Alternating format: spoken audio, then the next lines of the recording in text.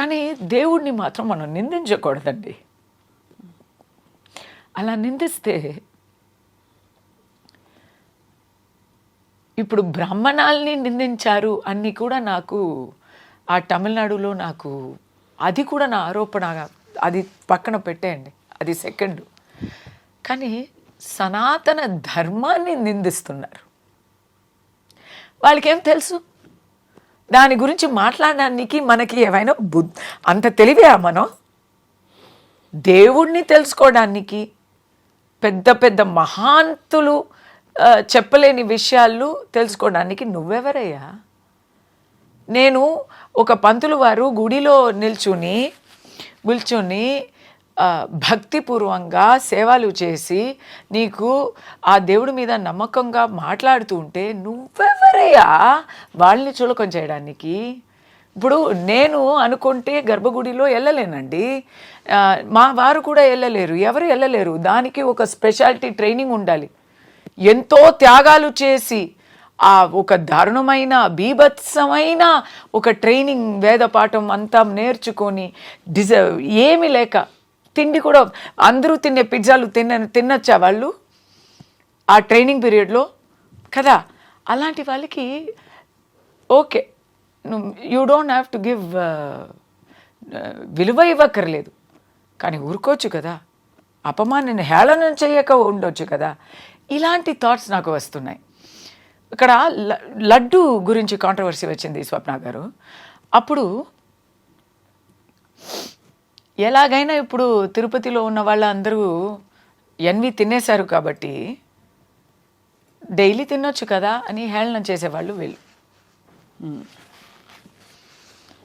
వీళ్ళకి ఇప్పుడు సడన్లీ తెలుగు జనాల మీద చాలా అభిమానం వచ్చి కస్తూరి వచ్చి మిమ్మల్ని చులకం చేశారు అని చెప్పే అంత పెద్ద జోక్యం ఎందుకు తీసుకుంటున్నారు? మీ మీద ఉన్న విలువ వల్లన, తెలుగు ప్రజల మీద ఉన్న అభిమానం వల్లన, లేదా కస్తూరి మీద ఉన్న పంతం వల్లన కదా? ఇప్పుడే లాస్ట్ మంత్ ఇప్పుడు నేను దొరికిపోయాను. లాస్ట్ మంత్ పవన్ కళ్యాణ్ గారిని ఎంత ట్రోల్ చేశారు అంటే నేను తమిళ జనాల్ని చెప్పలేదు. I'm talking about one ideology group. This is an ideology versus ideology, and whoever bears this ideology will definitely have a clash of interest. Clash of interest ante then we will clash అండి. ఇలాగే వస్తాయి ఈ కాంట్రవర్సీలు వస్తాయి రాని. But ఇక్కడ ఏమైందంటే మీరు rocket ఎవరి మీద విసిరారు, ఎవరి మీద వెళ్ళిపడింది. అది ఇక్కడ నాకు బ్యాక్ ఫైర్ అయింది. దానివల్ల మీరు బ్యాక్ ఫైర్ అయింది, మిస్ ఫైర్ అయింది యాక్చువల్లీ. అవును. you inadvertently involved other people. just మీరు దానికి ఆల్రెడీ వివరణ ఇచ్చేసారు, so we won't go there. మీరు ఆల్రెడీ చెప్పారు, నేను అజాగ్రత్త పడుంటే మీకు నొప్పి కలిగించి ఉంటే దానికి మాత్రమే నేను సారీ చెప్తాను. ఎందుకు నువ్వు ఇంత ఎమోషనల్గా ఉన్నావు, ఎందుకు ఇంత రియాక్ట్ చేస్తున్నావు, ఈ అమ్మాయి ఎందుకు ఇంత ఓవర్ యాక్ట్ చేస్తుంది అని అడిగే వాళ్ళకి నేను చెప్తున్నా. ఒక్కొక్కప్పుడు డైలీ మామూలుగా ఉంటాము, కానీ ఒక్కొక్కప్పుడు ఎక్కడైనా ట్రిగర్ అయిపోతాం. అది మాట.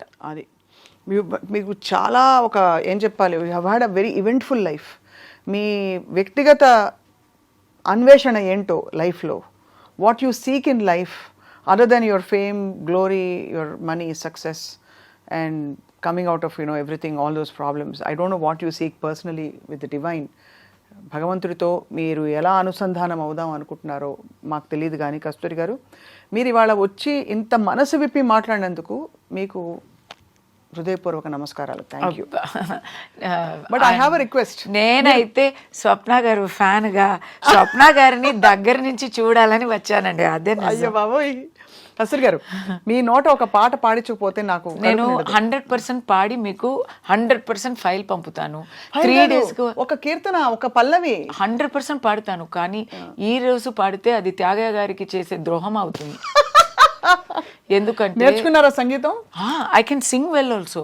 కానీ ఇప్పుడు 3 daysగా గొంతు పోయిందండి. ఎందుకంటే నేను గొంతు కలిపి పాడదామని నేను లేదు, దాని కాదు, నేను ఏం తప్పు చేశాను అని అక్కడ ప్రెస్ మీట్, అక్కడ ఫుల్ నేను గొడవ మూడ్లో గొంతు బాగా పోగొట్టుకున్నాను. తప్పకుండా అయితే అతి త్వరలో మీతో ఒక సింగింగ్ సెషన్ కూడా, ఇవన్నీ 100% we should do that. We should do a beautiful singing.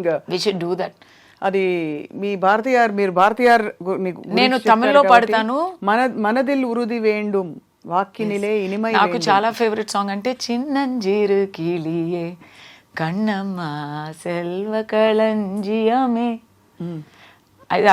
ఇది పాడలేకపోతున్నాను, హై స్థాయి రాలేదు, అందుకే. నాకు భారతీయ పాటల్లో నల్లదోర్ వీణై సేదేన్ అది వినుంటారు మీరు. Of course. ఎంత మంచి వీణని చేసి, అబ్బా అసలు ఆ సాహిత్యాలు వింటే அதை நலம் கெட புழுதியில் எரிவதுண்டோ சொல்லடி శివశక్తి. సో అయితే మీరు అన్ని సంగీత సాహిత్య, నాకు తెలుగులో నేను ఫస్ట్ నేర్చుకున్న ఫేవరెట్ సాంగ్ అంటే చాలా ఉన్నాయి, బట్ ఎందుకు అది ఫేవరెట్ అంటే నాకు తెలుగు అర్థం అయ్యే టైంలో నాకు ఆ బల్బు వెలిగింది. ఏం పాట అది? ఫస్ట్ ఇలాగ ఫస్ట్ నేర్పిస్తారు కదా చిన్నప్పుడు, ఎంత నేర్చినా ఎంత చూసినా ఎంత వారైనా కాంతదాసులే అని పాడుతూ ఉంటే, ఎంత నేర్చినా నేను చెప్పింది నాకు తెలుగు పదాలు తెలియవు, so just sounds for me. ఎంత నేర్చినా ఎంత చూచినా ఎంత వారలైనా కాంతదాసు, నాకు తెలీదు whether I'm pronouncing it right or wrong. And then I learn Telugu కదా, అండ్ దెన్ ఐ రియలైజ్డ్ ఎంత నేర్చినా ఎంత చూసినా ఎంత వారలైనా కాంతదాసులే అని. అవును, అంతే కదా. Words when they, music is music. Raja గారు ఉన్నారు, రాజా గారికి వర్డ్సే అవసరం లేదు, మ్యూజిక్ ఇస్ మ్యూజిక్. కానీ ఆ మ్యూజిక్కి లిరిక్స్ కూడా అర్థం అవుతుంటే ఇంకా అసలు కేక కేక. అంతే. We will have a, I will invite you, we'll have a single session. Singing session. ఇది అక్కడ ఇక్కడ దీంట్లో ఐ డ్రీమ్స్ లో రాదు, మీ addiction- ఇన్స్టా రీల్స్ చేస్తాం. మీ అడిక్షన్ని నేను ఎక్స్పోజ్ చేయబోతున్నాను అందరికి. మీకున్న ఏకైక అడిక్షన్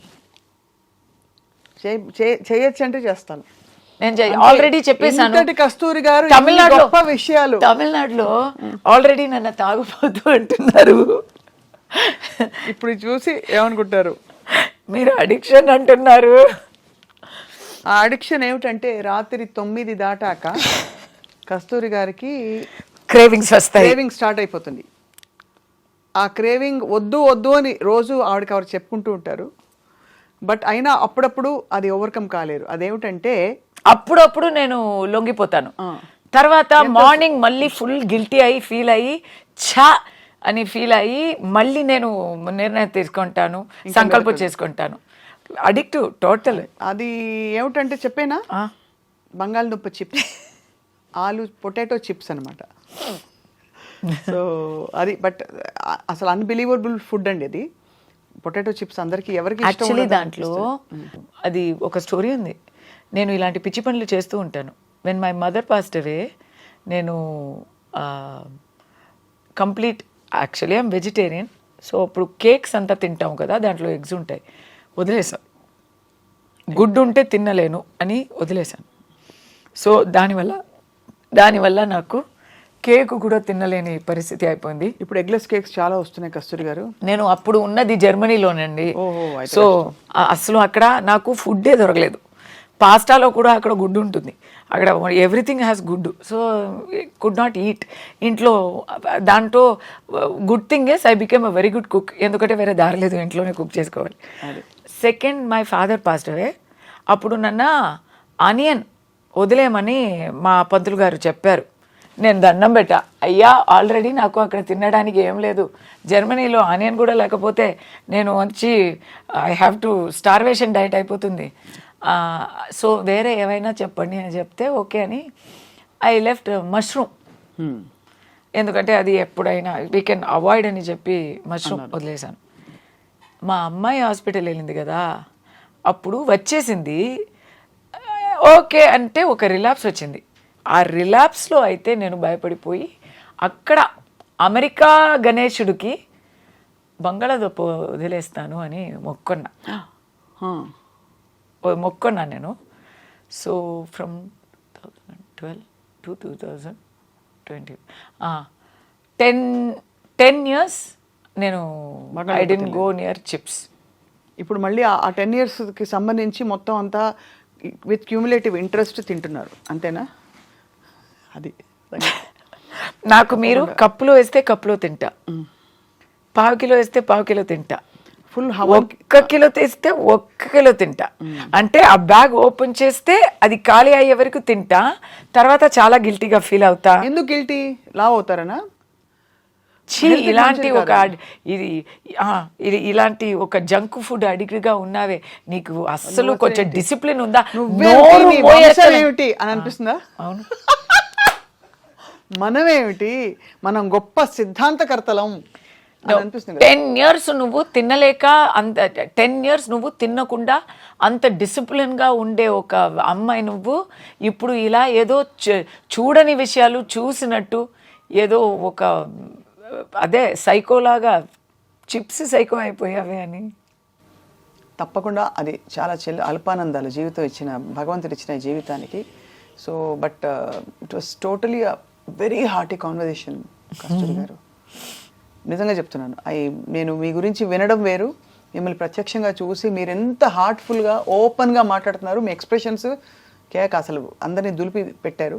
బట్ తప్పకుండా రాజకీయ అంశాలలో భక్తులు, సామాన్యులు, ఇప్పుడు మొన్న చూడండి మీరు సనాతనం అంటున్నారు. మొన్న ఇక్కడ అఘోరి మాత విషయం చూశారు కదా మీరు. ఇంకా నేను నా విషయంలోనే పడిపోయాను, చెప్పండి.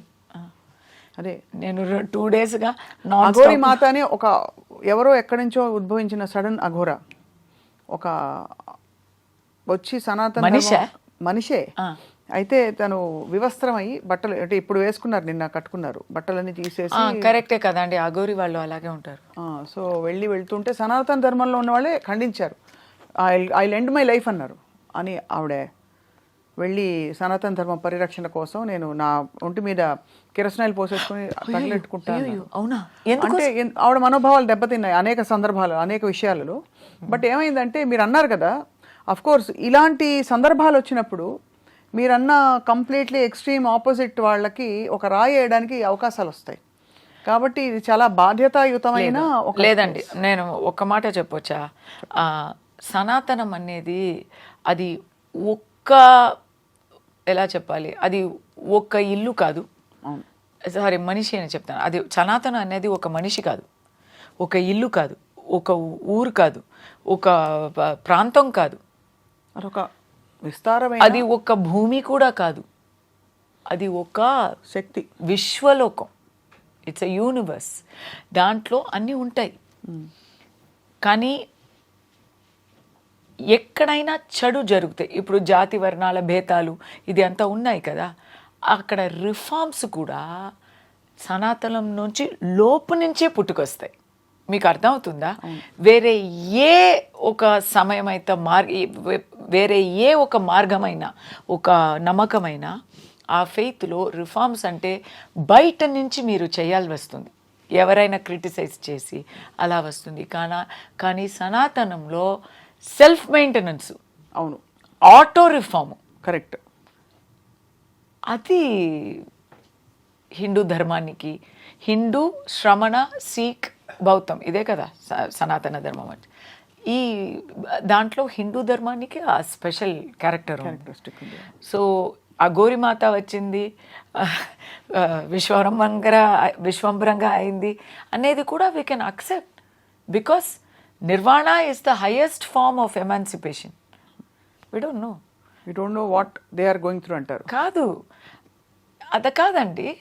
There is no judgment in our dharma. Everything is accepted. మీకు ఇలా లేదు అని చెప్పే విషయమే ఉండదు, అన్నీ ఉంటాయి.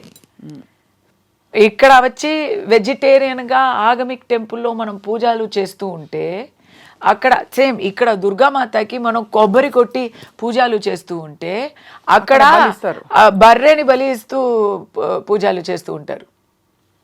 నేను అక్కడ కూడా వెళ్తున్నాం కదా, అది కూడా సనాతనమే కదా.